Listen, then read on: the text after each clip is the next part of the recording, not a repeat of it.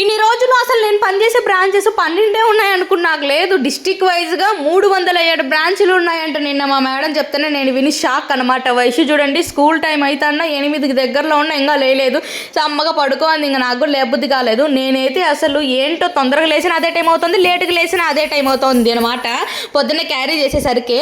ఎందుకంటే తలస్నానం చేసి ఇల్లు కడిగి బిచ్చ రెడీ చేయాలి కదా. మామూలు అప్పుడైతే మనం వంటకు పెట్టేసి మిగిలిన పనులు చేసుకునేసరికి టైం సెట్ అవుతుంది. ఈరోజు జేకతో పంపించడం కుదరలేదు, ఇంకా నేనైతే వదిలిపెట్టాలన్నమాట. మామూలుగా మా సావి డ్యూటీకి చేసుకునేసరికి డ్యూటీకి లేట్ అయిపోయింది అనుకో, ఇంకా ఆ రోజు డ్యూటీ లేనప్పుడు నాకు వదిలిపెడతాలే అనే ధైర్యంతో నేనైతే నిదానంగా అయితే రెడీ అవుతానమాట. ఏ టెన్షన్ పడాల్సి ఉండదు.